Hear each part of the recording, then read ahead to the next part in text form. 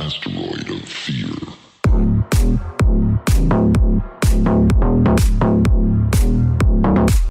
Yeah, good. Oh, the old Good. heartburn, the the aging, if you will. Right. All right. Well, so typically I just kind of make a small introduction and then we'll talk about kind of your life. I like to kind of go from the beginning where you grew up and because I think that that gives perspective. You're, Um you're coming in and out on me. yeah, okay. Yeah, because you disappeared for a second. I thought it may have been my full screen view. But all right. So I'll just make an introduction. We'll start from the beginning, a little bit about where you grew up, why you got into pastoring, a little bit what that was like, and then we'll talk about the comedy thing, how you got into that. Um, and because I'm curious, you said bucket list, but where does the bucket list idea come from? And also, do you see it as a kind of goes back to one of those questions of, hey, to change the world, you don't need to be of the world, but sometimes you got to be in the world, Yeah.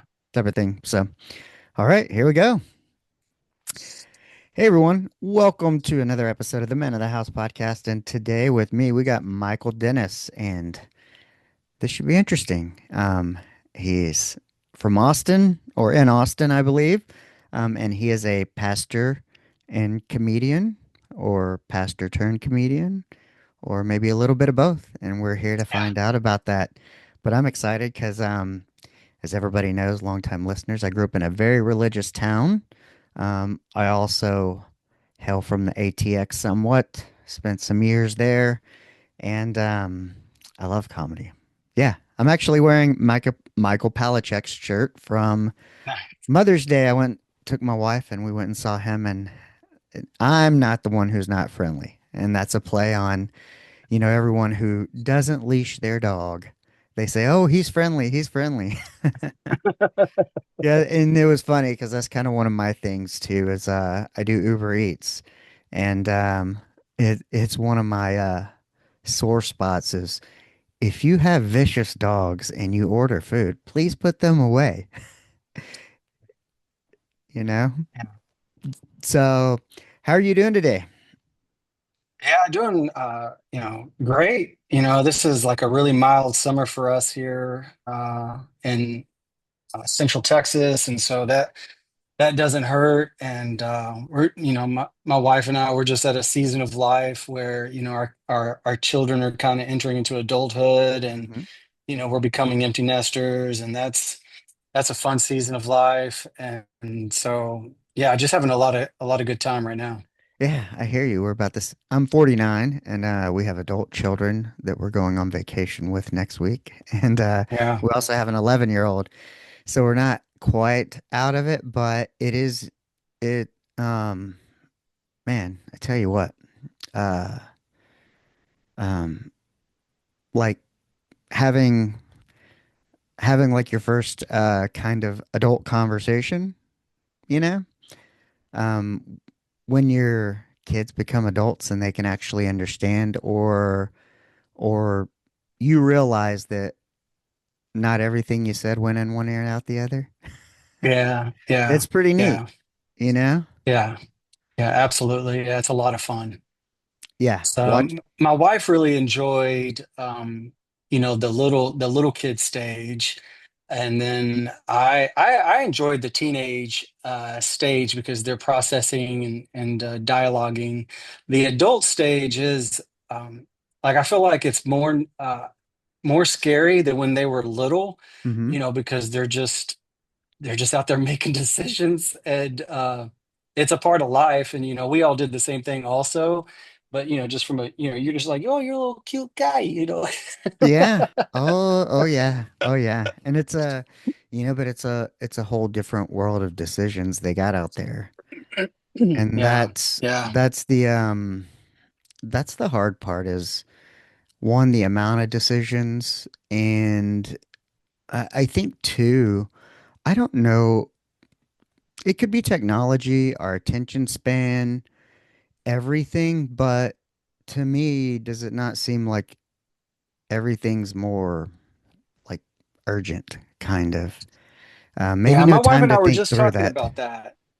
When I was making decisions, there was probably a sphere of like, 6 to 10 people who saw the decisions that I made, whether they were good ones or bad ones or whatever. And they're absolutely, under the impression that 8 billion people see the decisions they make. And I know I can't understand what that's like. I mean, we do that today, but I have decades of building confidence and experience and understanding, which they don't have yet. And so that is really a great difference between our experiences and their experiences because it is different. Yeah, I think the other thing too is I was kind of thinking about with the absence of the other part of it is do you remember like making a decision might require time and research and whether that Hmm. meant time to go to the library you know a couple of days was like really a couple of days to sit and think of it because it wasn't like it's like, oh, okay, I need to do this. I'm getting ready to go in the military or I want to go into the academy. How do I do this? Well, I need to research that. You kind of come up with your list at home. Maybe you go to the library and research it. Then you take time, cross-reference it. Then you're kind of like dreaming about it. And then I feel like, now it's like boom, and you can almost cross-reference everything, but then now um, with the way information is presented, the way we know that it's kind of biased, even though we have much more readily quicker information, I feel Hmm. like it's much more, for me, more difficult to trust it or to use it and just pull the trigger and say, hey, let's make this decision. And that's kind Oh, of what I feel 100%. about. Yeah. Yeah. And I think Yeah. it's just the sign of the times, like when we didn't have the phone and the internet and we were still going to the library and doing research, it was just so where you spend all day like riding bikes. And I grew up on 12 acres and the whole family and cousins and we all just played together and there might be one or two adults. And it seemed like time was much more spacious, if you will. Yeah.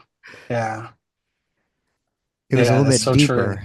Yeah. And so when you think about that, it's like, oh, hey, you want to try this or do this?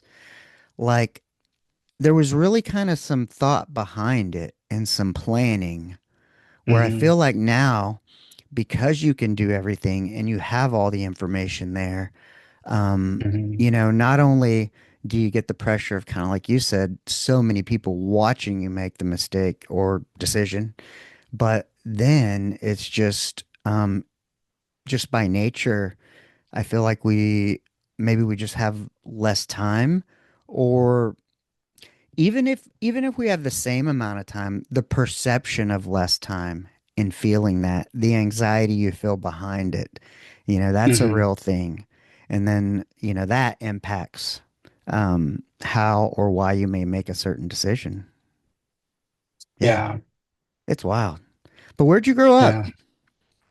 Yeah. I grew up in Dallas, a suburb of Dallas called Irving.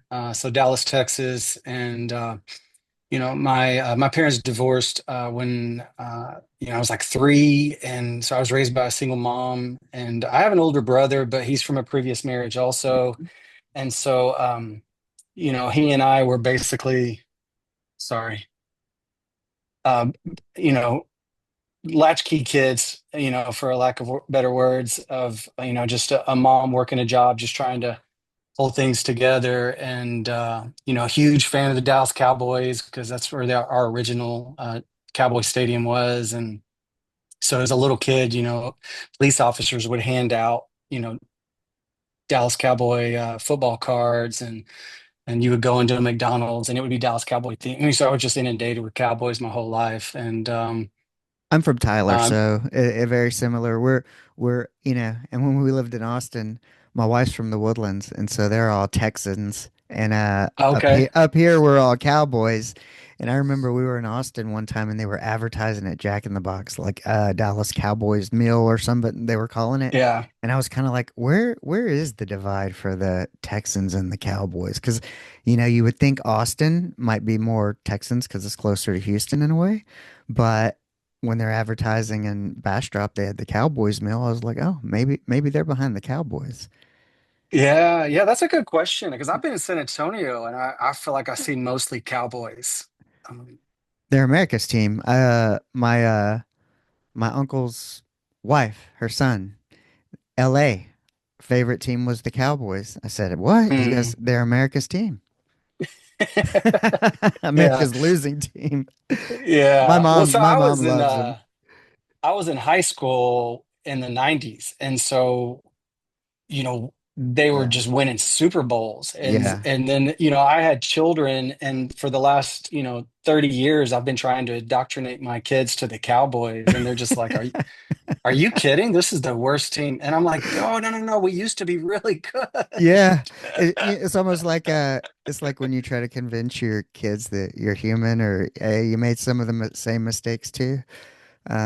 But yeah, so you said you grew up with a single mom. Now, did you guys go to church on Sunday? Was faith a part of your upbringing?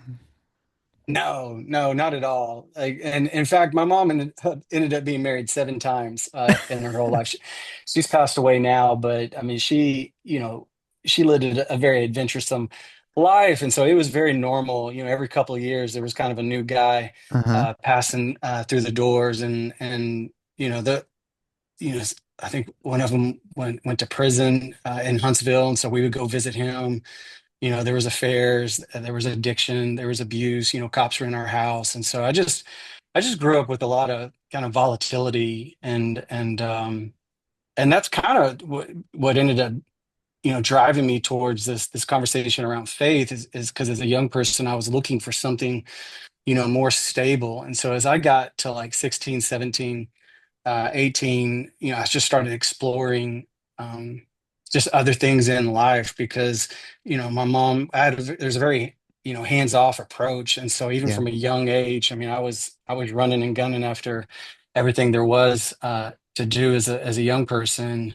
And then just started, asking that question, like, is there more to life? And I ended up having a friend in high school that was one of those people who like talked about Jesus all the time, and it was annoying. And there were times where I would like try to avoid him because he would talk about it so much, and then somehow all those conversations kind of led me to a place of like, man, what if there's something to this Jesus thing? And so I kind of just started kind of taking baby steps towards it, and as I took steps towards exploring who Jesus is, it just became more interesting and more palpable and more real for me. And so, right going into right out of high school, basically made a commitment to be a follower of Jesus, and didn't have any plans of being a pastor, um, but that was kind of the beginning of it. So I grew up in a very faith forward kind of area where it was almost impossible. It was like your friend, only I couldn't escape it whatsoever. Um, but so I think it's taking the step to investigate further, and I think kind of how you investigate could be different. Um, what were kind of your touch points before then? How much did you know about religion? What kind of exposure did you have? Um, and what was it about it that made you want to explore it? Was it this concept of, you know, the history, historical times? Was it the concept of uh, more out there, because maybe how it was explained and relayed to me versus how it was explained and relayed to you? Was it, yeah, what made you want to explore it? Yeah, I mean, growing up in Dallas, we all just made fun of East Texas. And so I can imagine what a church life might have been like in East Texas. And so as you're describing that, like, I can imagine some of those feelings of hesitation. But for me, I think because there was so much instability in my life, I was looking for something that would be stable, reliable, um, and something that I could count on. And that's probably the relational part is what piqued um, my curiosity. I literally I don't think I ever went to a church before these conversations. I didn't know anything about the Bible. I didn't know the biblical references. Even when I started going to church, you have those moments where you're in a circle of people and they make a Bible joke and everybody laughs, Hmm. and I just was like clueless. Um, and and so for me, it was more so like, hey, here's things that can actually like help a person find some simplicity in life. And so I was really attracted to that. And as I would explore it, I would find it to be true and helpful. And it's just like practical things of like, well, hey, what if you didn't just spend all your money, but you were wise with your money and you paid bills on time and electricity didn't get cut off and there was food in the refrigerator? So for me, I was like, that's amazing. You Yeah. know, like that should be done more often, in relationships. Like what if they all didn't have to end up with police at your door or visiting somebody in prison, that you could have a husband and wife that were committed to each other? Like I just had never seen anything And you were like kind of that. open to it was the possibilities of like, Oh oh, yeah. yeah, it's almost And as like, I took steps toward it, it's not like my life just got easy and, right. I won $1 million, or it just little things in life that seemed really complicated and confusing for, a young person, 18, 19, 20 years old, just began to get really simple of like, oh, just do this. Like just focus on this outlook. And you don't have to worry about all these other things. Like that was like water on a dry land for me. And what was your introduction like? So you said you had this friend. How how did you well, one, did you know about prayer yet? And did you pray for like strength to have the conversation with your friend about going deeper and having a deeper relationship?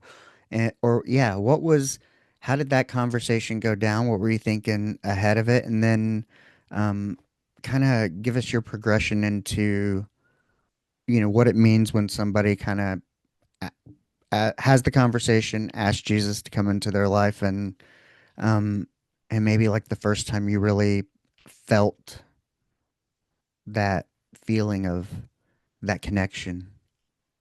Yeah, yeah. I mean, again, he was one of these guys that was just like, "Hey, Jesus," Uh-huh. and I would make fun of him, and I was like, "Why?" Because in my concept, why would anybody worship anybody but themselves? How embarrassing that you can't make it in life and you have to worship this guy Jesus. Like that's embarrassing. Like don't tell anybody that. And and literally through those conversations of me making fun of him and wanting nothing to do with it, I was I was at home, I was by myself, and this thought entered my head for the first time of like, what if you did? What if I was real? What if you committed your life to me? And it's hard to explain, but I literally went from like not interested to I think I'm going to try it. And I literally I went to him, I said, "Hey, I want to go to your church." I knew when I walked through the doors, like whoever the pastor was, like I was going to go tell him like whatever it means to know Jesus, I want to do that. He got done talking. It didn't matter what he said. I made a beeline to him. And I didn't understand prayer, but it was one of these concepts as though like, hey, somebody is going to be there to listen to you and talk to you and forever, like never leave you. Like I was intrigued by that. And so I was instantly drawn to this concept of prayer where I didn't know that's what it was called. I didn't know that's what I was doing. I was just talking to God. So that happened on a Wednesday. And then on a Thursday, like any church, they're like, you should come to our prayer meeting. Hmm. And I'm like, what's that? And I go over to a house I mean, the creepiest thing you can imagine from my perspective, we go into different bedrooms of, with like 6 to 8 people. We sit in a circle and they're like, "What would you like to pray for?" And I was like, "What?"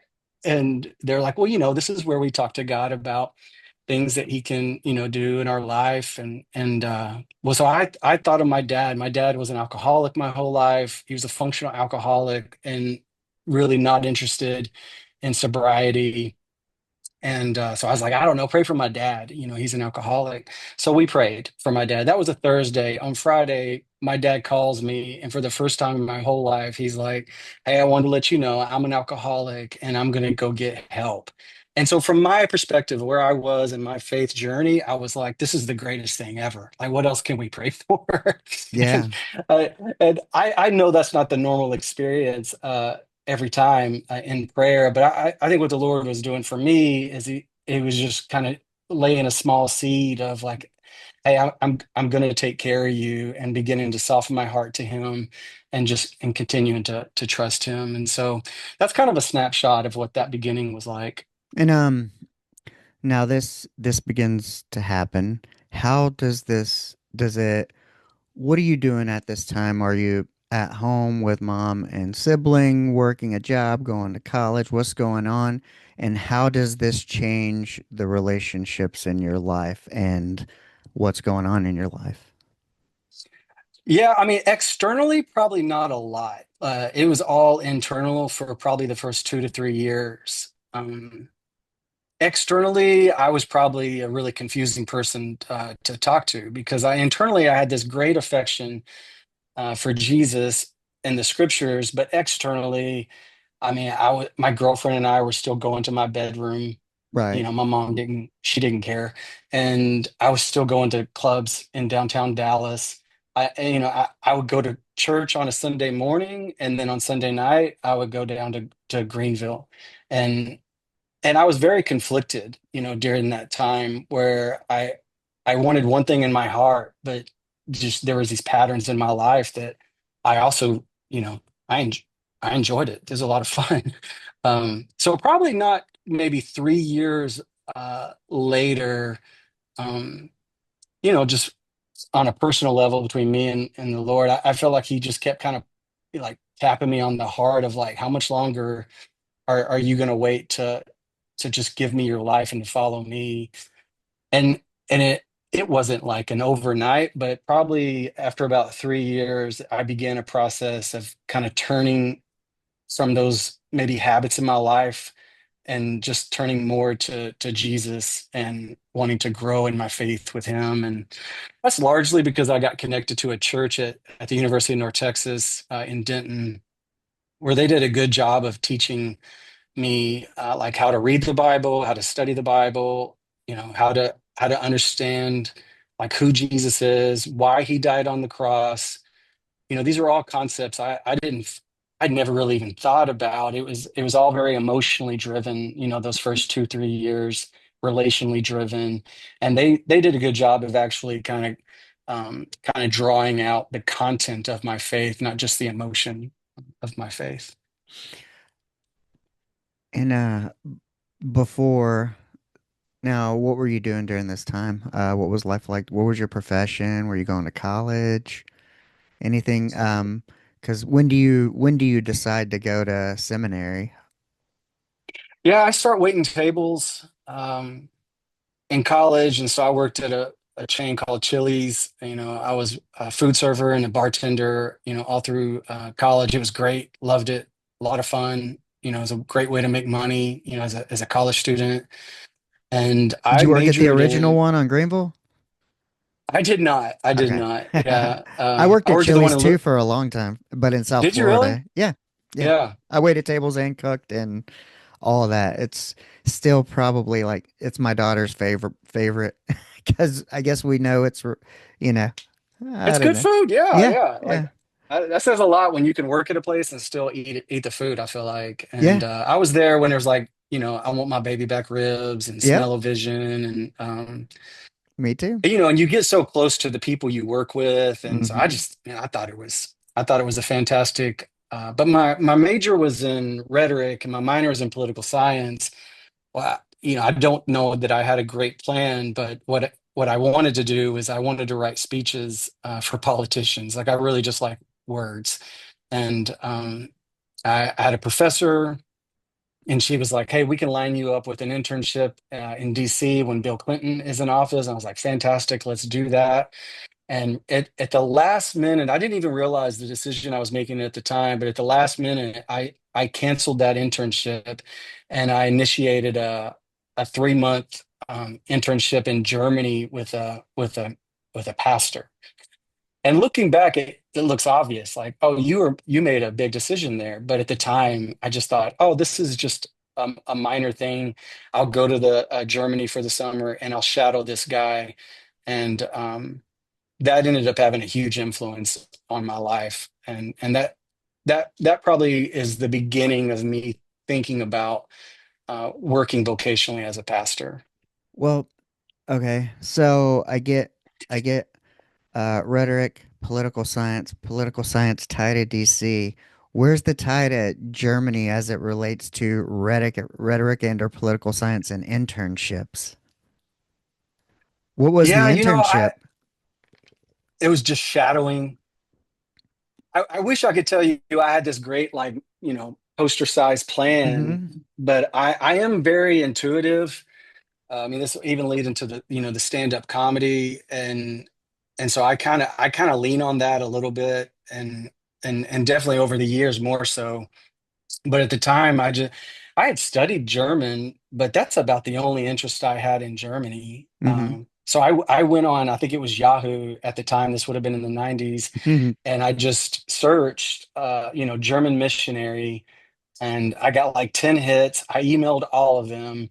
One of them sounded crazy, and one of them was the guy that I ended up spending 3 months with. And I just did whatever he did. And he would serve his community, he would serve his church, he would host in teams to travel around Germany. We would work on his building. And I mean, it didn't sound glamorous, but I was dating my wife at the time, and I came back from that trip, and I said, I think I want to do this for the rest of my life. And if you don't want that, I understand. I just want to let you know. Um, so, if we should move forward or not. So looking back, I can see it was as a pivotal move, but at the time, I really wasn't strategic about it at all. I wonder, uh, when I listen to you and I look at your story and I think about the things you say, I go, perhaps it's that laying there and the first time you hear kind of that, hey, well, what if I did? Yeah. And you get that, talk about trusting your intuition. Um, and, perhaps that's kind of the important piece of, like you said, leaning in on that and maybe that's the divine part of it and why you trust that because trusting that led you there and there. And so, yeah, I can see Yeah. that very much. So, what was it about I mean, I can kind of, I get this kind of idea. It's like, well, it's just kind of like a state of being where you're helping others. Like you said, working on the building. It's almost like you're conducting life for the community, for yourself, almost maybe not seeming more like a way of life rather than a job or a role. Is that how it felt to you when you were there? Yes, and again, at the time, I didn't realize like that my heart was so excited about what I've been doing the last 25 years, but really, I was so grateful for what had been done in my life. And and honestly, I've spent the last 25, 30 years just thinking, well, if you just knew Jesus and if you knew his word, like it would change your life and it'd be the best thing that you've ever experienced because that's what happened in my life. And and so I think it's just out of gratitude where I'm like, well, I just want to share that with other people. And this guy was getting to do that, every day of his life.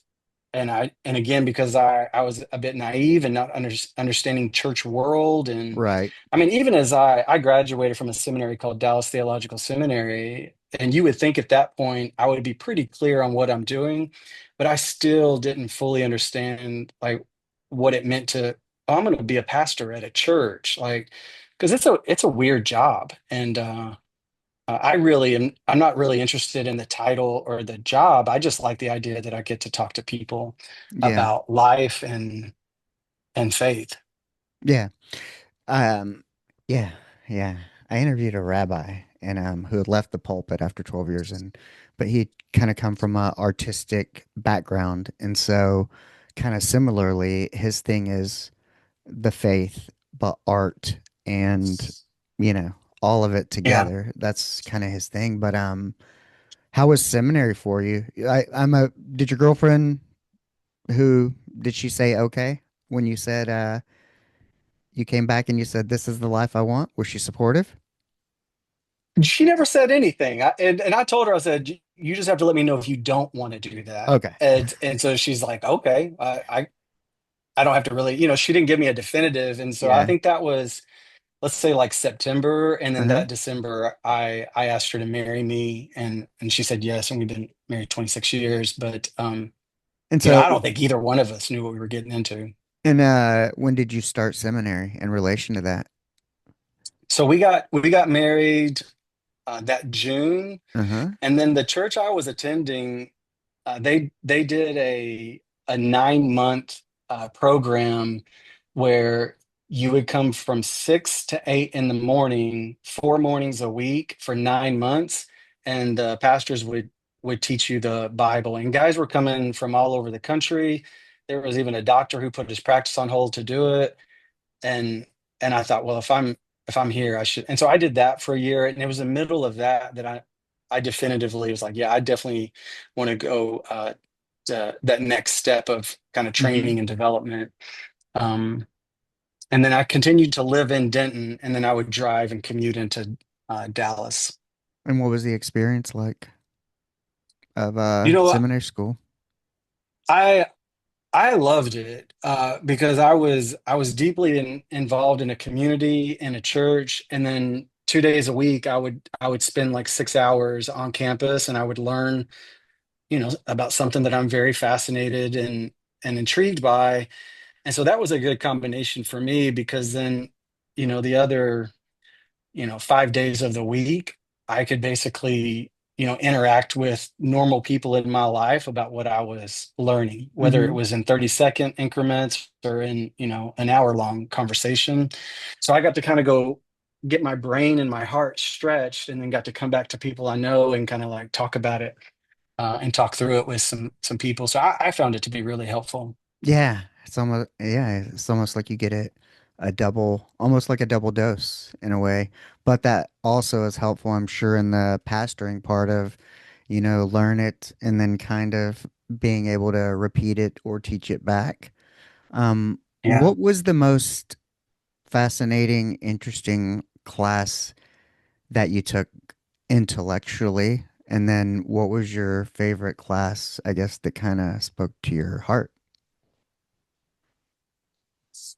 Yeah, the heart came up first, and it was um, one of our classes where the professors were just um, continually emphasizing the relationship with Jesus. And being in a church context, it's easy for it to kind of turn into habits or rituals or rules, and just showing in scripture about how Jesus is constantly driving the disciples back to a relationship with him. And being able to open up my life not just to the things that I was proud of with Jesus, but even the things that I was embarrassed by or ashamed of.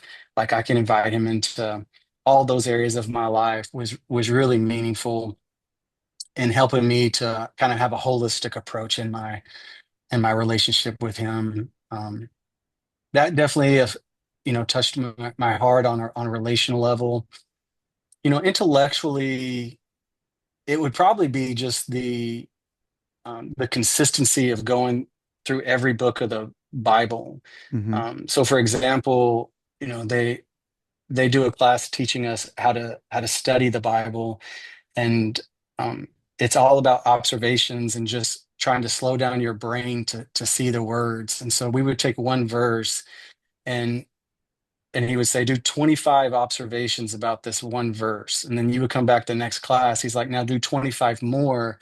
It ended up being 75 observations where you're essentially, you're saying, well, that letter is capitalized. There's a comma, there's a Yeah. space. And that just teaching me to slow down my brain and to not make assumptions when you're looking at the scripture was probably the most helpful. Did you learn anything that surprised you, maybe that you thought you knew headed into seminary, and that maybe it was the opposite, or you just didn't know, that you were just like in awe of, kind of like a holy cow, I didn't know that. Yeah, I think I had the assumption is like, well, whatever I learned in the church, I would go to seminary and they would just take what I've learned and make it stronger, tighter, and Hmm. better. And it was really just the opposite of that. All they're doing is because it's an education environment, is they're trying to crack your brain open. Oh, And so wow. you basically leave seminary with both feet planted firmly in the air, and you start to talk about your faith that used to be so simple, and now you realize like, oh, there's like 30 different branches to this one sentence, and so that kind of messes with your head a little bit. Like even if you take the topic of the Trinity, like Father, Son, and Spirit, Hmm. like I thought, man, they're going to be able to answer all my questions, and all they did was just create more questions. So Oh man, that, yeah, I can see that. Yeah. It is though. It's well, I mean, I don't know. Part of faith is kind of standing on that, um minus the questions, in a way, yeah. because yeah. Oh, wow. So what was leaving seminary like, and where's your first job, and what's your kind of your vibe about it? What are you scared of? What are you excited about, of course, other than getting to do what you trained to do? And how is it different than what you thought? Yes, I finished seminary, and you have a resume now, and you can apply for jobs, and so I started to do that, and I found the whole process like really weird, because you're talking to a group of people, in Michigan or wherever, Boston, and Hmm. and they're essentially asking questions like, how are you going to make our church great? And I was like, this is the weirdest Yeah.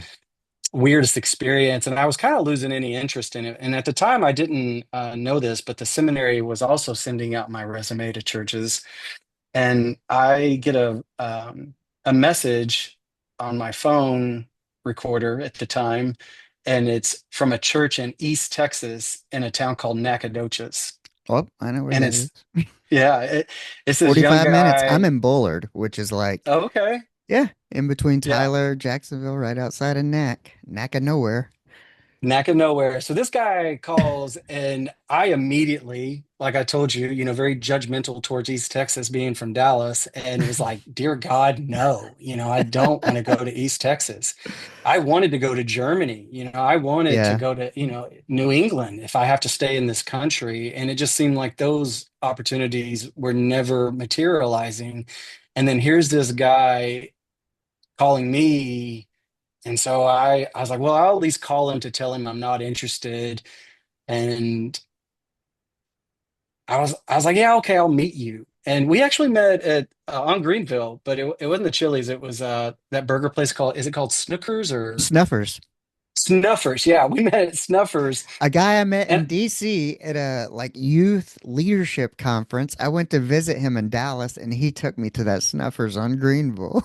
yes, they got some cheese fries that are really good with bacon.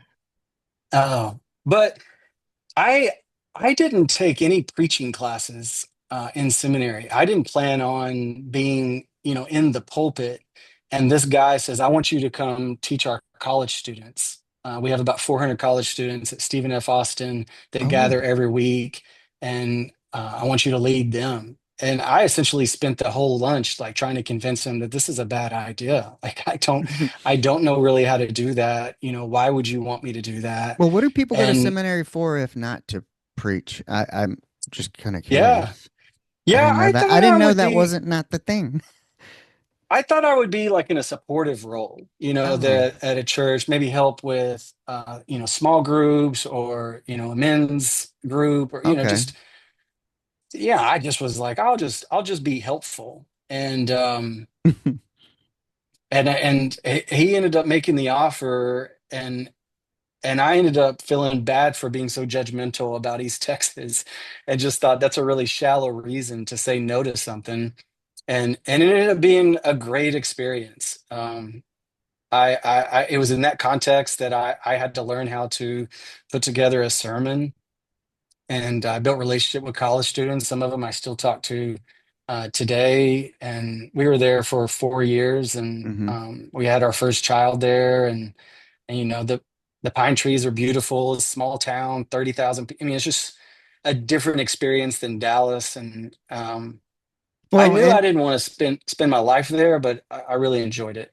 what was it like? I mean, because so us being closest in age and me growing up with my proximity to there, it was known as a pretty rowdy place, and I'm certain that they Yeah. needed the Lord there. How did you, because like you said, in a way, it's interesting.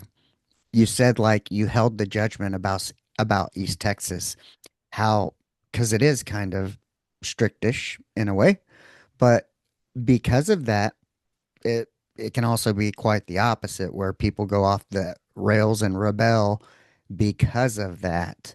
Um, and Stephen F. Austin is kind of, by comparison to Tyler, we had Tyler Junior College and then UT Tyler, which was only a third and fourth year at that time.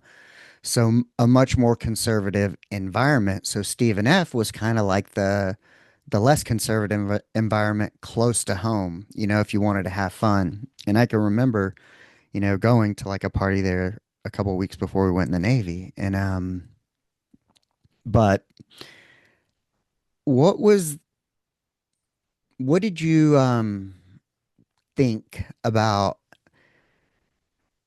what kind of impact were you wanting to have? Did you have, how do you think the reception was? Because I'm thinking of the time period.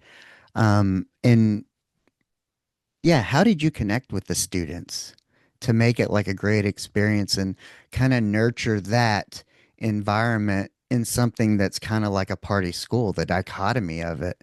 I mean, it could be challenging, but also fun at the same time. And then kind of in your, the support you're given is real because the temptations and whatnot that the students have there are real, and the consequences could be real, whether it's early pregnancy, STDs, things like that.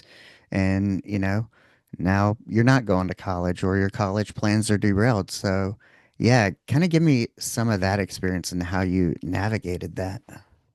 Yeah, that's a great question because there's a hodgepodge of students that come to Stephen F. Austin because some of them are from those East Texas small towns, Mm-hmm. and then the cluster of them are from Dallas and Houston, and then they're all kind of thrown together. And so my primary approach was similar to what I was talking about, earlier, is that I was basically getting to interact with these young people, 18, 19, 20, that many of kind of that first row of people that I would interact with had grown up in a church context, but maybe it was out of habit to Yeah. their family. Maybe it hadn't become personal for Requirement. them. And so I got to just share how Jesus was personal to me, and I got to walk them through the scriptures about how the Bible had become personal to me. And so there was an immediate connection with a lot of those students. Some of them would kind of dabble in what Stephen F. Austin had to offer, and then they would, kind of circle back, Mm-hmm. maybe a little with a little limp, in their step, and then some of them, went all Yeah. in with Stephen F. Austin, and I would try to come along some of those students. I would do some fraternity Bible studies, um, there would be relationships that would maybe develop for a little while and then kind of grow cold for a season. And then, of course, there were really painful moments where, students died in accidents, and I get to be involved in some type of um, kind of remembrance Yeah. memorial with those students and their friends. Um, so that's kind of the approach of just trying to make their talk about our faith in a way that was personal and seeing if that would pique their curiosity. Did you get any? Do you have maybe a person that was off the rails and sought your guidance and really turned around, maybe that you still talk to today? Somebody that you led to Christ who was maybe off in a bad way or just lost during that time. Yeah, I mean there are definitely people that were maybe kind of on both sides of the fence periodically. It's hard to say if people specifically kind of came to faith during that time. Maybe their faith became more crystallized um, uh, during that time. But I ended up starting a church here in Austin, Texas, 16 years ago. And one of those students who grew up in Lufkin ended up going to seminary also. And then ended up moving here with his wife to Austin, and we got to start a church together here in Austin. And so there's about I think maybe four of those with the females, maybe another maybe eight of them that I'm still in touch. Actually, one of those females is in our church still today, and so I've known her since she was 19 years old. Wow. That's impressive. That's got to be man, that's impactful. Um so what happens after Stephen F? Where do you go from there? Is it Austin to start the church and or do you take a different role before starting the church? Yeah, I'm in Nacogdoches, and I start realizing like this is fun. I don't think I could do this the rest of my life. Like, could I be in a place where I could spend the rest of my life? And Austin kind of popped up on my radar, and I talked to a mentor of mine. He told me about this church. I contacted them, and it just so happened at the same time they were starting a church at the University of Texas. And so they said, "Why don't you come help us with this church at the University of Texas, and and then maybe if you want to start a church, maybe that could happen also." And so that's what we did. And my daughter was a little over a year at that time, and my wife and I we moved to Austin, and I was excited. I mean, Austin's I think the best city in Texas.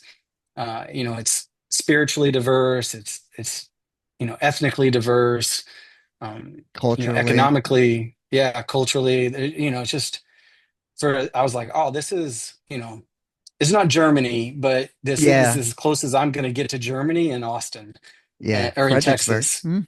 Yeah, yeah, yeah, green. Mhm. Oh yeah. Yeah. Grunhal. Yeah. Oh, Yeah, so man. we came here and we helped them pastor that church for 3 or 4 years at the University of Texas, and then they sent us out to start the church that we're with now. Oh wow. I find it interesting. You had said something about where could I live forever? And then you said Austin. But, before, what was you mentioned if it couldn't be Germany or New England, what was the fascination with New England of wanting to go to New England? I was just trying to, I think spiritually, I was really intrigued by Germany because of what happened in World War II. Mm-hmm. You essentially have a generation that's growing up with like, well, if God is so great, where was he at?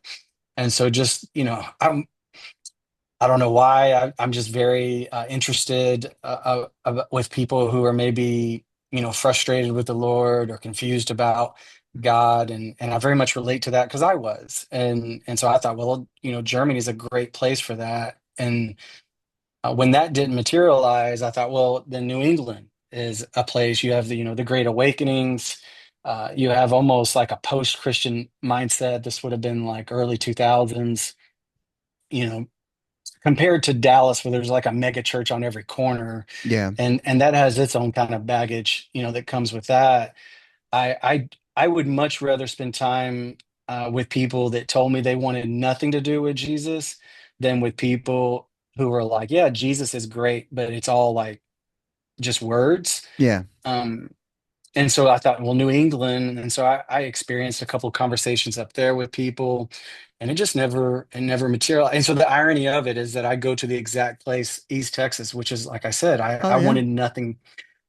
I grew up in Dallas. I think I can't remember the name. There's a small town next to Nacogdoches that was in the news, I think, for dragging like a kid behind their truck, and it Jasper. was all Jasper. Yeah. So this is how I characterized all of East Texas, is like that's the worst place ever. Hmm. And so I I was very much interested in people that maybe didn't have church as a background or an experience, and Austin has definitely been that place for me. Yeah. I didn't know if it had to do anything with like kind of the historical sense because New England does have, very historical, the architecture, all that kind of Yeah. stuff. And so you're getting um kind of further back into it if kind of, because I guess there's the history of religion too and all that if you were to Yeah. really break it down. But man, so you you start your okay, so the university thing, transfer to transfer, that's kind of familiar. Um, I guess was it, you initially said I didn't get into it to necessarily be a speaker, but I guess you gained your confidence and that's where you felt called to start a church. Um, what what was that process like and um yeah, what do you what do you have to start a church like in a city? What's required? Yeah, surprisingly very little. It still surprises me today. We're a small church, and Hmm. when people come to visit or even get involved, like how slow they are to ask questions. You should be asking questions, about the pastor. You should be asking questions about the doctrine. You should be asking questions about like authority and accountability and money, because there's a lot of easy ways to do shady things because there's very little oversight. Um, because the church and state is separate. So all you need is a 501(c)(3), and you really just need to file paperwork. I think it's like $25, to Hmm. file that, and pick a name that doesn't conflict with somebody else's name, and you too, can start a cult. And so Yeah. yeah, the ease of doing it with the state of Texas is surprising. So that was really important to me, is I didn't want to just be a lone ranger walking into a city saying, "Hey, I'm starting a church."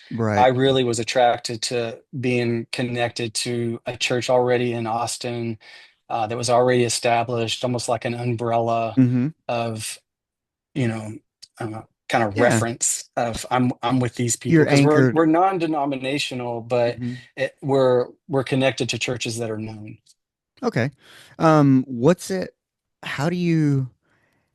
I mean, is it like a door to door? I mean, you don't necessarily, do you go to other congregations and poach them? How, because I know, some people are familiar where whether it's Jehovah's Witness or the Mormons like to go out Yeah, and um, knock and talk or what, yeah, whatever you want to call it.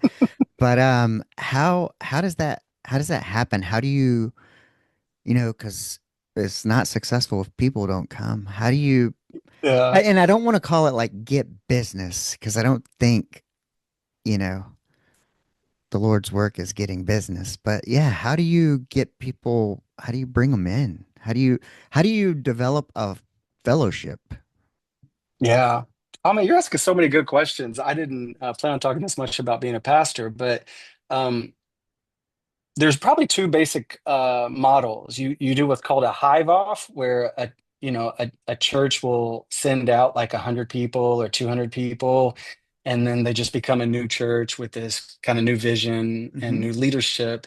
And then you have the opposite of that, which is kind of a smaller group of people. And that's what I did. They both have their strengths and their weaknesses. And so my first step is, does my wife want to do this? Because she's got to be 100% on board. And then I just start going to my relational network Hmm. and praying about, our that I want to and that they also want to. Because statistically, like 90, I think it's like 95% of people who try to start a church don't make it. And so I thought, well, if this is not going to happen, I at least want to do it with people that I enjoy. And so I started kind of going through my relational network, and and then you kind of go into the community and you just start looking for natural connections you might have with people. So being a married person, having kids, through schools, and obviously you're not like with a bullhorn, Yeah. you're going to picnics and you're going to t-ball, and you just start having conversations with people. And I would say like 90% of the time, people are like, "Oh, what do you do for work?" And then Yeah. I would say, "Oh, I'm thinking about starting a church." And that's the creepiest thing that people can hear. And so it would, be really confusing conversation for the most part for some people. But then there were just handful of people that it is very mystical in that way. It is supernatural. Yeah, I'm not a very good salesman, like come to Yeah. this church and, your life's gonna, you know, and people expressed interest. And some of those people are still with us, 16 years later. So we've gotten to see, marriage and kids and just and life on life for years. And that's kind of what I wanted. I wanted to walk with, from a pastoral perspective, I wanted to walk with people through like decades and not just kind of flashes Yeah. of life. Um, Mm. yeah, so that's what we've done the last 16 years. You essentially, start off with a core and you start encouraging them to pray and say, hey, basically replicate what I did with them. Yeah. Is there people that they would want to come do that? And and we're still doing that, today. And today we're probably a church of like 50 or 60 people. The biggest we've been is maybe 125. Um, and we're not really about, you know, the amount of people. It's really about the relationships we have with the people. Yeah. What's your favorite part about it? My favorite part is kind of similar to what you're doing right now. And, um, because from a pastoral perspective, I get to peek behind the curtain Hmm. to people's life. And, as we're walking through life, it's like, it's hard to, but from the outsider, even I see you're connecting dots of like, well, wait a minute, there's that, Hmm. and getting to see that with people I think that's the best part. Um, Second, seeing kind of light bulb moments for people, where they start to take ownership of their faith, where they're excited about their faith, where, they're seeing the fruit of what's possible. Those are some of the highlights. Where does so this comedian bucket list thing, where in this 16 years does this happen? Because you mentioned adult children, and I know with adult children, like I said, that I guess you have things like whether it's you yourself want to accomplish, maybe you and your wife want to do as, you get room to do so. There's some things that are personal, maybe as a man, like, I'm turning 50 next year and maybe by 50 I want to do this. So how does the comedian thing come about?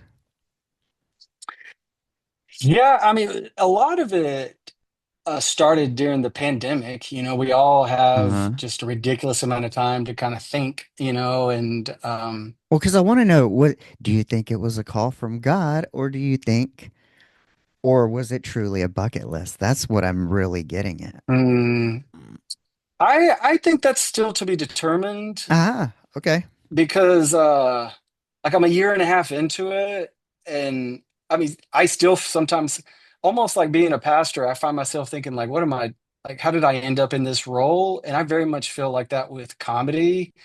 And it's kind of been a snowball. Like literally, I met a guy a year ago, Hmm. and just in the last week, he's been scheduling me. I think he scheduled me now for like 10 shows, Oh, wow. and it's out of the blue, and it's not like we became best friends.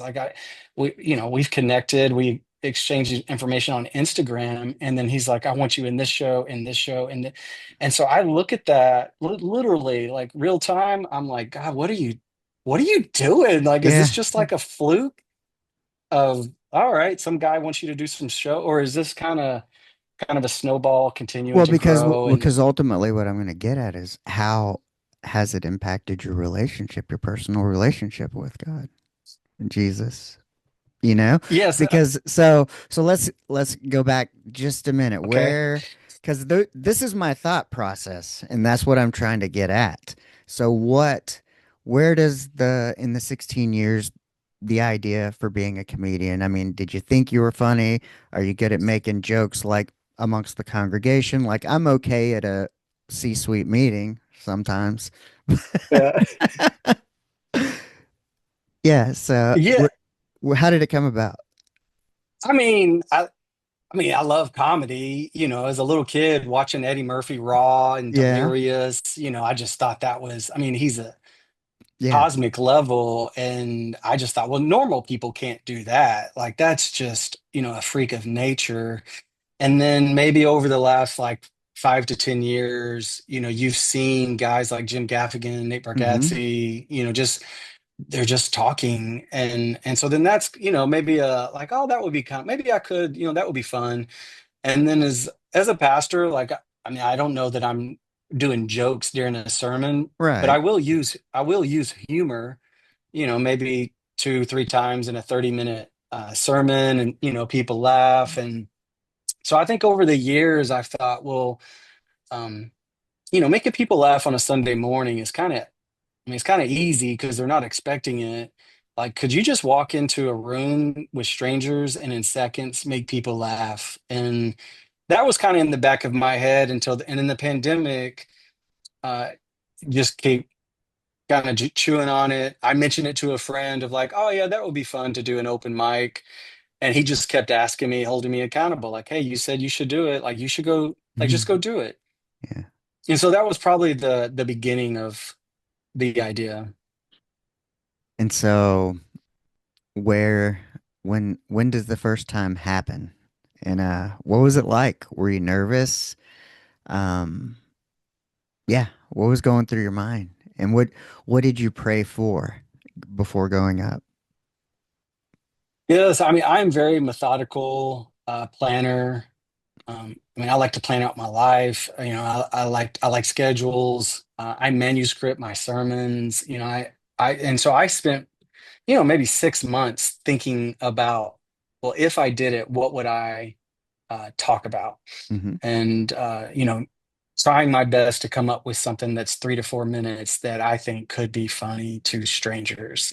And um, and then I spent probably 3 months just going to open mics and kind of surveying the land.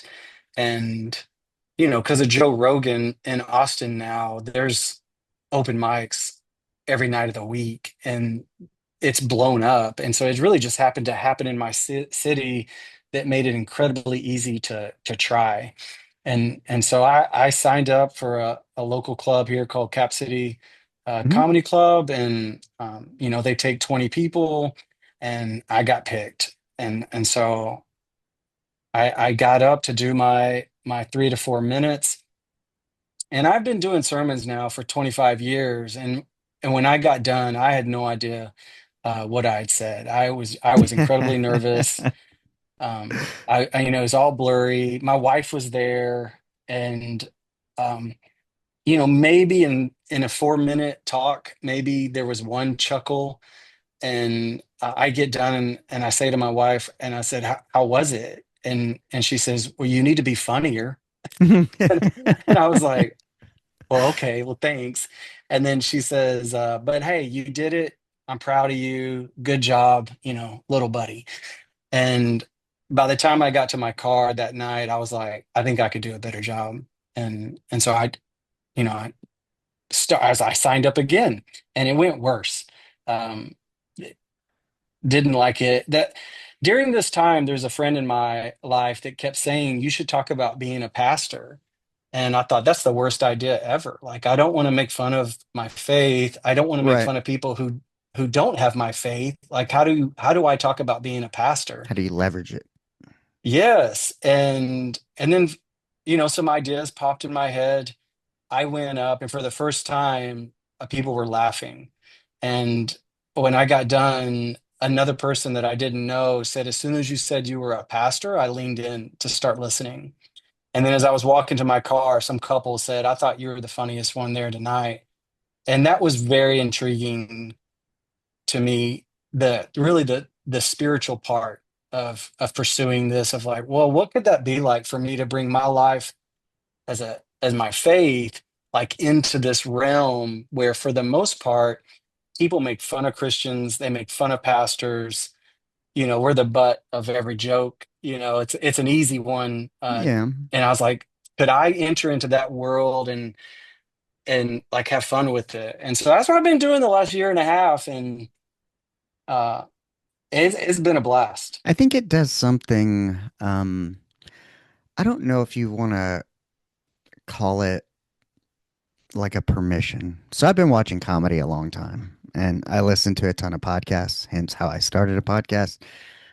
I saw Sebastian Maniscalco at Cap City before he Mm, was Sebastian Maniscalco. that's But awesome. do you think that by saying, hey, I'm a pastor, it gives you and the audience permission to, like, if they knew nothing about you and you went up there and you talked about something with no context or no reference and nobody knew why you had the views that you had, hence the point of a kind of what I do is, to piece everything together to see how it came out. If they have no context or point of reference, then you might just be perceived as he's not very funny. And then that's Yeah, it. Um, if that's, the key of success, all you need to be is funny. But I think by yeah, saying that, it's given yourself, but it's also given the audience that context maybe needed to go, well, this is why his stuff is in this lane. And from that reference point, yes, it is funny. Kind of meaning, when a comic is dirty or a comic is clean, like you mentioned Jim Gaffigan, or even if you were to watch Bill Cosby's old special in the 80s, he was a clean comic. yeah. But, um, when you look at that kind of stuff, I think yeah, I don't know, in my view, but, how, so outside of the being funny thing, how's your comedy similar or different from the pastor part of it? Like, yeah, is there any within? Are they completely different? Or what is when you tell them you're a pastor, what is that doing in the interaction? Or what have you been told from conversations with maybe fans or people who've enjoyed it? Yes, I think it it's a subject matter that creates immediate tension in the room, Mm-hmm. because people have been drinking, and people, I mean, the people before me have been talking about shock and Yeah. awe is the easiest way to get a laugh, and so it's obviously very shocking, before I get up and like Gomer Pyle, like, hey, I'm a Yeah. pastor, Um, so that tension, it's I don't, not a crutch, but like it's an easy way to help create a connection Yeah. with people. And so yeah, like you said, I try to leverage that. And then most people, they don't know a pastor, especially in Austin, that you maybe have seen LA pastors, or you've seen some Right. guy in the news for being a pastor, or like Joel Osteen kind of Yeah. pastor, but like a regular guy pastor. And so that's been maybe the best part, is that audience members and comedians will come up to me and they're just asking me questions, like so like you have a like you get paid and like so do you have like you have an office? Like so what do you do? Yeah. And so that's been, the best part. I do right now see it as totally two different worlds. Like Hmm. the the structure of a sermon and joke writing, I don't see how they overlap right now. Maybe they will in the future. Probably my biggest weakness is that I give too much of a premise to a joke, and I think it's because of sermons. I could take 3 minutes to tell a story, but they say you're supposed to have a laugh like every 6 seconds It's in like that comedy. exercise, find five more things, and you got Yeah, 75 things you done looked yeah, at. yeah. And it's I'm always just trying to cut, with Yeah. comedy. And then there's been a couple of times where a joke on a Sunday, and I thought, well, I'll try that, but it's never worked. And I don't know, but I think it maybe comes across as maybe like I'm getting on to people, or it's maybe father Yeah. figure kind of, and where most of my material, I'm just talking about the funny things that I do as a pastor, and Yeah. how to blend those two. I haven't really found that out. Yeah. Well, because I mean, it's kind of the idea of yeah, of mi ministering, fellowshipping, that in the world, not of the world, using whatever gifts you have, because the the opportunity, like you said, you'd rather be with the people who want nothing to do with you or whatever, Yeah, the or the people who might need it most, I guess, from a spiritual set, there's real opportunity to somebody who might be in need. Um, you're in rooms, people in the crowd, whatever it is. And so, yeah, if they say yeah. that I was all your things are used to that, to expose the goodness or bring people to or help them navigate that their own relationship. yeah, yeah, because the context is it's just a really well, people from our church will ask, if I'm ever, what I'm doing, and I'm like, you should come for no other reason than just to watch, the room. Yeah. Because somebody asked me to do a show on Sixth Street and in Austin, so you can imagine just, the context of uh, what we're talking about at this show, and then I get up and do my bit, and you know after me other comics there, somebody from the audience, the comic was going to such an edge, somebody from the audience goes, where's that pastor at? Oh, Because they remember that I'm in the room with them yeah. watching, and so it just creates a different, and just because I'm a pastor, I'm still a human being. Like, I'm not like closer to God or whatever, but it's still just from their perspective, it Yeah. adds a different dynamic to the room. And then, after the show, there's people who are like, "What's the name of your church?" And and they're most of them are tipsy, or Yeah. buzzing at least. At this point, I don't know how much they're going to remember, but they're very lovable. It's all jovial. It's just an Yeah. interesting context, and I think I love that because it's bringing my faith into the part of the world where it's not supposed to quote unquote be, Right. and I think that's the best thing ever. Yeah. That's where it's supposed to be. Yeah, yeah, absolutely. Have you done Kill Tony? I'm terrified of Kill Tony. I would be too. I'm terrified. Oh I my could do the God. minute, the interview, and it's because my personality, like if Yeah. you and I were hanging out, like I'm very persuadable, and if you started talking about a subject that I thought was funny, like it would be so easy for me and for my uh as a person to cross lines, and I don't even Yeah. realize I'm doing it because I get swept up in the moment. And to be on that show, like, oh man, it's just if you asked about my marriage, like I'd never want to Yeah. disrespect my wife or my Yeah. kids. Yeah. And all for a laugh, like I could totally get swept up and just like, yeah, let's be funny and forget that I'm being recorded, Oh like yeah. Well, and I and just when you said No. take it to the edge, I'm like, that's they're definitely the edge. Oh, Um, that's all they're hoping for. Yeah. yeah. What do your kids think?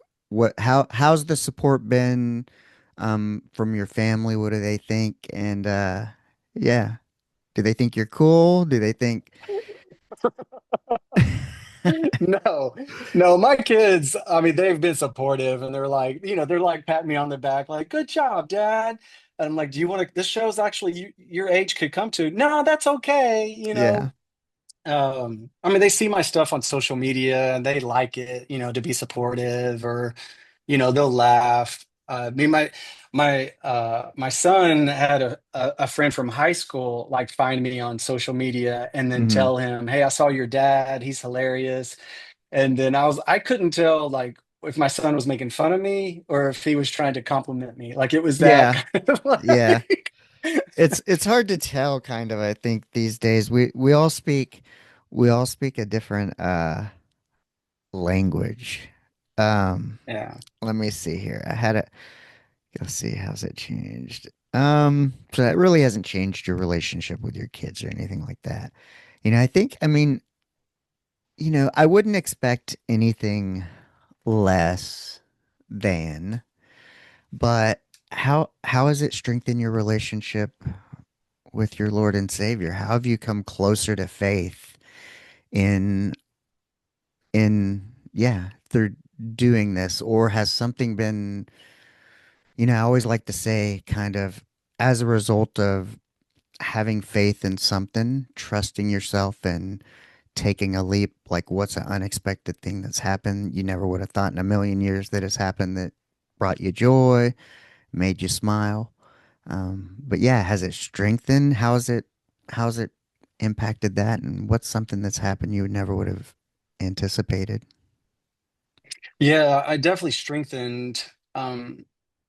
When you love something, you want to talk about, whether it's a movie you saw or a food you ate, and probably for, the life of my children through relationships with their friends and their parents, being at a party or park or whatever, you get to meet people and you get in conversations and not just talking about my life, but getting to hear about their life. So I really enjoyed that season of our life. Then we had the pandemic, and Mhm. at that same time, my kids are getting older, and so all those outlets are kind of closing.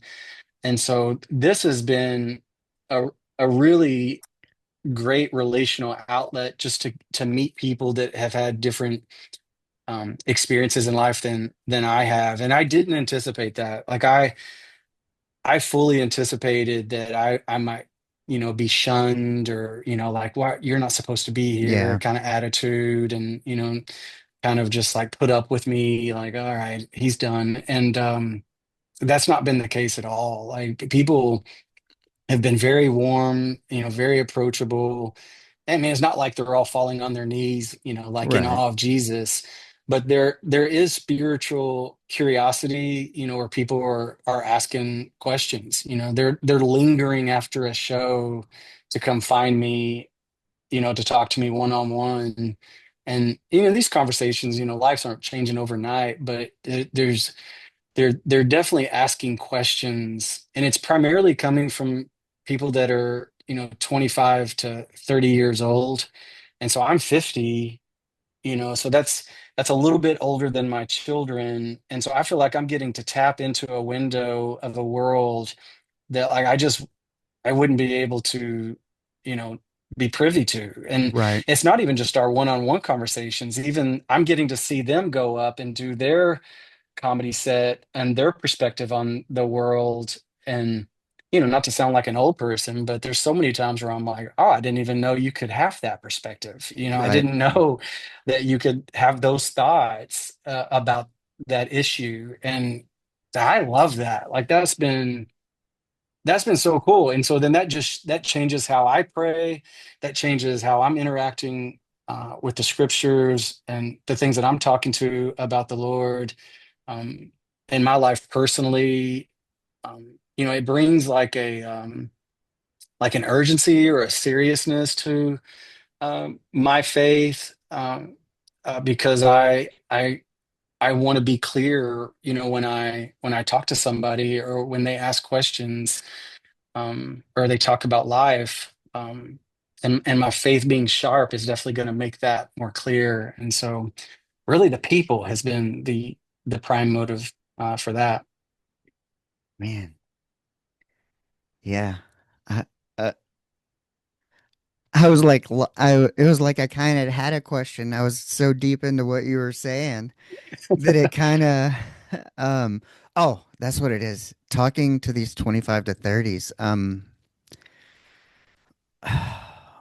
What are we from from a pastoral, spiritual kind of point of view? You have a very unique reference point. Um, and comedy, Austin, a very vibrant scene, not just for comedy, but for life in general. A lot of people moving there. The world's a bit chaotic. I make this reference of, my thing is, hey, a nod to the Waffle House. I'm sitting at the counter. What's the story of the person to the right and left of me? And so if we were Yeah, talking, yeah. it's like, what what does the world need more of? We know the world's kind of chaotic, but what are the concerns of that age group that are coming to you? I mean, we all want to love and be loved, and we want our children to be okay, our age group. What's that age group concerned with? What are they wanting to see more of in the world and less of? You know, I, I don't know if it's anecdotal just off the people that I've met or the things that I've heard them talk about, but I definitely think one theme is, there's a longing for truth. There's a Mm, longing for something to be reliable, because from their perspective, it seems like, politicians aren't reliable, institutions aren't reliable, corporations aren't reliable. So, what is, and so there's maybe hesitation that, surely it can't be Christianity, surely it can't be the Bible, but there's a curiosity about faith, about the Bible, about who Jesus is. I mean, I don't I don't think it's like the TV show Amazon Chosen like is like hmm number one or top 10, or I mean, there's definitely like a kind of a spiritual curiosity that for Austin that I haven't seen In a in while. years. Yeah, Yeah. I mean, I remember when I was starting the church and I would tell people like, hey, I'm gonna start, and the most common response is, why would you do that? Well, I was Like, please there. don't do. We were there 2008 to 2015, I Yeah. think, or yeah, 2007-ish. I worked at Brack downtown. Okay. Yeah. Yeah. My wife worked at Seton Northwest, but I worked in the ER there nights, weekends for 3.5 years. So I've seen it all. I've probably seen all the people that needed to come to faith. Yeah. um, while they were metabolizing to freedom. A lot of good people. Just, hey, we're human and Yeah. there's a lot of pain in the world, and it's funny you were talking about that. I'm like, because I think even for our age group a little bit, and it kind of goes back to what I was saying and having the time and the bubble to make decisions because of how slow things were, and now having lightning fast instant information in your hand. I think our age group, because we grew up believing, and maybe you saw like Bill Clinton's little thing with Monica Lewinsky or whatever, and that was kind of you know, but we too, after the pandemic, have to question and have this trust with the government, like the Gen X people, I think, because we were Yeah. raised in a very patriotic, let's hide under your desk to Yeah. practice for drills and the Cold War and all that.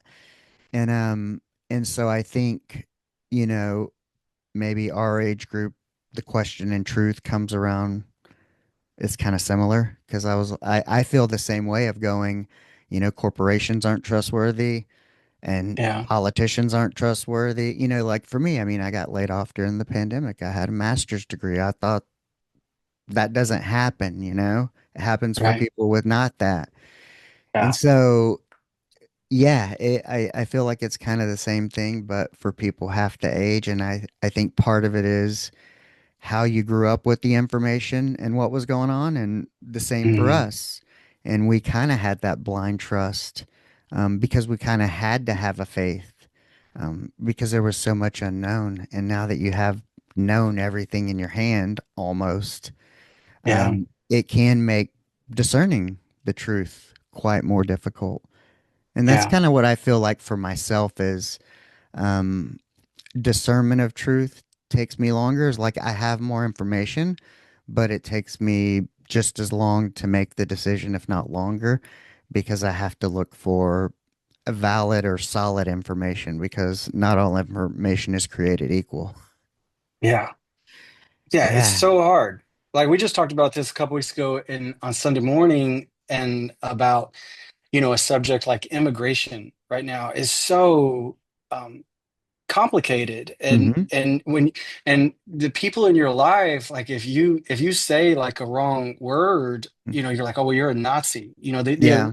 or you're like open borders, you're a globalist, like we're Hmm. so quick to put people on labels and so you're left in this place of like, well, how do I view this subject and speak to it, eloquently and wise and really you don't have all the information because like our government's not telling us why it Right. hasn't been solved for like 40 years and they've known about it and there's Yeah. obviously and then media is not here to be helpful, they're Yeah. not making our lives easier and It's so you're kind designed to of sell. left.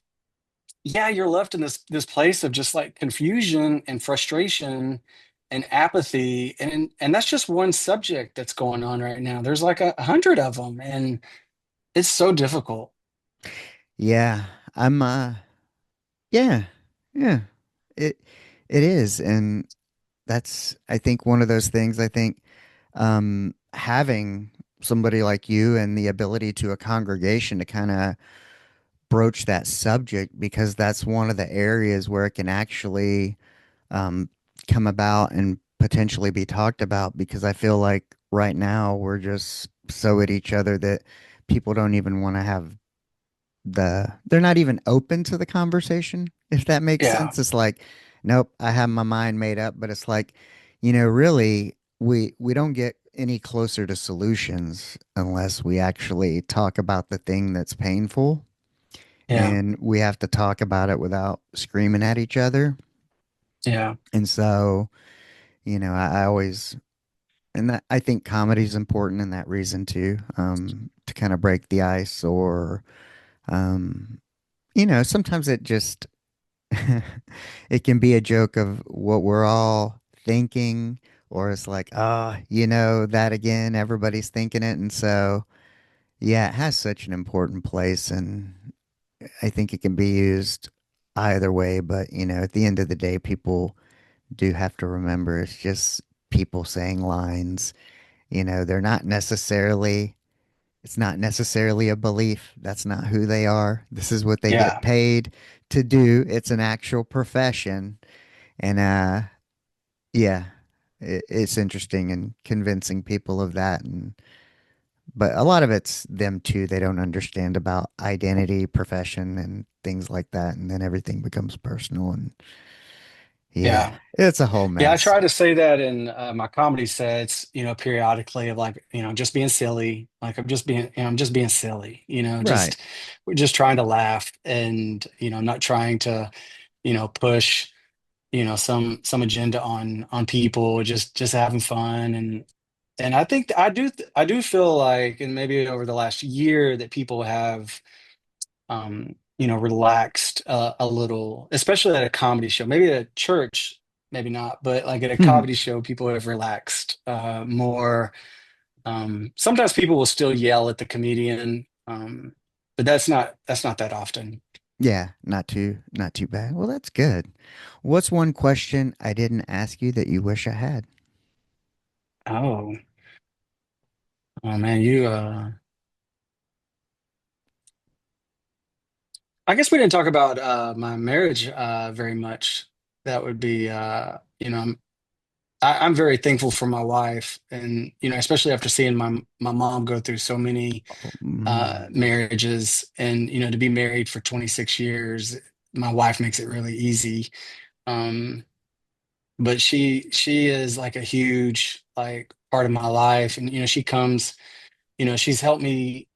She's been a part of me being a pastor, since this whole process. And then now, coming to, comedy shows that, most of the time, it's about content from other Yeah. comedians that she's like, I don't really want to hear that particular stuff, but she's supportive. And then I joke that her hobby, she just recently got into smoking meat.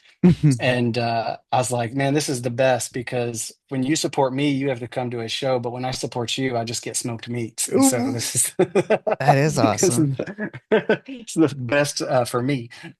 What are Uh, the, so well, having been married for 26 years, and I'm certain you've counseled some people, um, what any advice? What's your best advice for couples out there? Be it 26 years or be it 5 years or 5 months.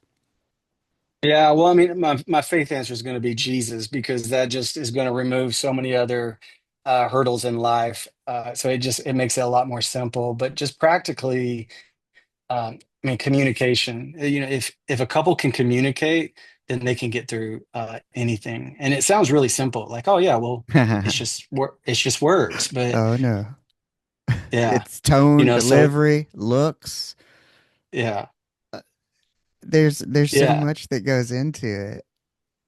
And so sometimes my wife, we learned this exercise early on, and we still use it after 26 years of marriage. Is where we will test like what I heard. I heard you say that you want me to put away the dishes, before we leave to go on a date, and she can say no. And I didn't say that at all. I What I said was I don't like that there's dishes in the sink, but we don't need to do that. But so you get to kind of clarify, Yeah. but you know, for a lot of times we can definitely understand each other, but then we have those seasons where we're just like, what are you saying? And we have to just kind of slow down to be like, okay, so communication, like just you can't work on that enough, celebrate it enough. Like And it's I think worth investing in. remembering, I often find that when you have the friction in the communication, reminding like managing teams, like, hey, we have the same goal. Like Yeah, we're just trying to solve it a different way, and we're kind of maybe fighting for our way in a way. yeah, But really it's about what's the best. We're on the same team, same outcome. And I think that's important to remember. Because if you're not working towards the same outcome, then I have no idea what you're doing. Because I'm certain that, I know even doing this, 7/26/25 will be 2 years of this podcast. And um, once my wife understood that, you know, I'm a kind, caring, compassionate person. Yes, I did healthcare for 12 years straight, and this is the same kind, caring, compassion. It's just me using whatever God's put in my heart in a different way. How it comes about yeah, is just different. yeah, But as long as the intent and the why and where I feel like it comes from remains true, then, you know, whether it's in the hospital, Uber driving, podcasting, as long as it's of service, I feel good about it. yeah, And yeah, yeah, absolutely. and when she got behind me, there was a big difference. I think once she understood that, hey, I'm still the driven guy, because when we had my 1 year old and I was in graduate school and she seen me tackle all this on into kind of, well, you're not going to use your master's and go back to corporate. It's a understanding type of thing. But once you understand that, well, I can do these odd things and work on doing this and building this and gives me the freedom to have more time with you and our daughter. And this is the time now because when our 11-year-old turns 18 and she wants to do her own thing, if I need to go to an office, I can go then. Yeah, And, yeah, and yeah. so it's really about trying to capture that time. But um, yes, having a wife that supports you. makes Yeah. a huge difference in everything. Well, even being for you to be able to communicate, you just did 30 seconds, which I'm sure was a long process of you finding the words and Mhm. understanding, where there was a disconnect. That just doesn't happen like in the blink of an eye. And so just having a commitment to like, hey, I'm going to keep coming back to this. Um, and that's awesome. Yeah, yeah, it's been a journey, but that's what it's all about. But Yeah. well, all right, man. My call to action. Um, tell people where they can find you. Oh, I mean, Instagram, Michael Dennis Comedy is probably the easiest place to find updates. All right. And do you go anywhere outside of Austin for comedy? And Not at the moment, not not at the moment, no. but you're open. Um, I mean, I don't know. Yeah, I don't know. I kind of am taking this case by case. My general principle has been say yes to everything. Um, and so as long as opportunities keep coming up, I probably would err on saying yes, and I'll use that process to kind of discern, the next steps. Yeah. Well, never know. You never know. There's Yeah. DFW. Hey, we got, believe it or not, Tyler, they moved their little comedy club and it's gotten bigger, better location. So, Is that the you, Tyler Rose Comedy Club? yeah, Yeah, there's a girl that I performed with. Her name is Donna Lee, I feel and like I think she either just recently performed there or she's about to perform at that comedy club. And so I've seen that on Instagram. That's great. Jason Salmon's coming in October. Okay. I'm excited to see him because, Southern, but also like he had the biscuits and gravy special, which was the Waffle House theme kind of in the lettering. And so that was always kind of an attractive thing to me. I noticed it right away. But yeah, when I took my wife there, we went and saw a show and I interviewed one of the comedians. Um, Oh, nice. yeah, Spencer Celio. He had yeah, he's in Dallas. He lives off of or lives in Deep Ellum or off of Greenville, one or the other. But Yeah, he okay. was yeah, he was in New York for like 6 years. Recently moved back to Dallas, and I don't know how much he's doing comedy, but he came with Michael Palachuk and Kenny Lee, who was like best comic in Dallas or something. And but yeah, he was like, because I enjoy it and whatnot. He's like, maybe you should try open mic. I'm like. Maybe, but it's one of those things of going like the cerebral thing of, like interviewing him, like he's a smart kid and stuff because I guess if you listen to comedy podcasts and you're around people and you look at the process, you understand that it doesn't just happen. Yeah, That it yeah. takes time and but I'm always interested in like people's process and stuff like that and, how they got there. But yeah. And that, Well, also, in my experience, most people only know of like Shane Gillis, yeah. the mega stars, and they don't realize, what Pee Wee League looks like, Or starting there's out. even well, hey, but even the working comedians who might not, I mean, until you Yeah, really, when I started listening to podcasts, I then became more aware of comedians, but people don't realize, like, I mean, Chingo Bling, who, like, they're on the road on the weekend, they're in their hometown, what, Monday, Tuesday, Wednesday, maybe doing some open mics. Thursday, they might go out and then they're hitting the road and it's weekend after weekend. And, um, when you start throwing in like if you have wife and kids or, like yeah, he said like, oh, maybe his parents watch his kids while he goes out on the weekend and does the shows or the wife, the ex-wife or whoever. But, you know, yes, there's a whole group of working comedians who make their living out there and they're gone all the time. And understanding like an unsigned musician, the work, the effort, what it means to be on the road and the craft and doing it a couple of times a evening maybe and um, maybe bombing and dealing with yeah.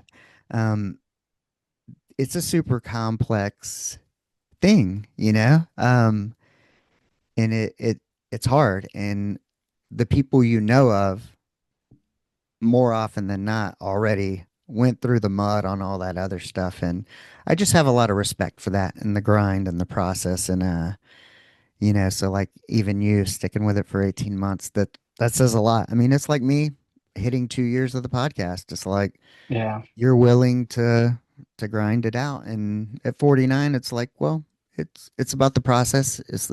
I get to have great conversations with people. Our children, this will be recorded for them. Yeah. We all get the same ending. We never know when, but should something happen, you know, we have children who can go back and go, oh, this is why my dad did this, you know, or maybe they never knew why you went to seminary or any of those experiences. And so I think this is that opportunity to kind of capture that. And we have the technology, and so it's so multi-purposed. And Yeah. Yeah. I feel like it's like the best time to be 50 also because we have, the experience and also the same opportunities, so anything you dream up, like, well, why not go? My wife is like, what if I played the cello? And I'm like, yeah, let's go get a cello. Like you do it for 6 months and then like, why not? Like, what a great time to be able to just try things yeah, and maybe you find great lifetime hobbies and maybe you don't. And especially as empty nesters now, like we get date nights like every night of the week, so yeah. we have a lot of flexibility. And so I've really, I've enjoyed this season. It's been a lot of fun. And so you think it's divine and a calling from the Lord? Or are we still waiting for the verdict on that one? You know, yeah, probably still waiting because I definitely have, moments where there are doubts, because it does, all that grind you just spoke to is 100% accurate. And, you go to an open mic for 3 hours and you get up for 3 minutes and like the driving and, the cost. And it's like, and so there are definitely moments where I'm like, what am I doing? Mhm. Like is this a waste of my time? And so I don't know that I'm not convinced that this is just like a really fun hobby and maybe that's the extent of it. Um and so I don't know that I know yet. Like it's still too early. Yeah. You'll know one day when you sat there for the 3 hours for your 3 minutes and you have maybe just a life-changing conversation with somebody, and maybe not life-changing for you, but life-changing for them. And Yeah, with that, that's how I always like to end is yeah. I always say is you go out and be the person that you would want to meet, There you go. There you go. because yeah, um be the person you need. Yeah. If if you want real ones, show up as real. Mm, So, that's good, Richard. That's good. well, all right, man. I appreciate you spending your time with me, your most valuable asset, the thing we can never get any more of. So thank you from me and my audience, and I'll hit you up on Podmatch when it all comes out. All right, Richard. Thanks so much for your time. This was fantastic. Really enjoyable. Thank you. Awesome, man. Peace.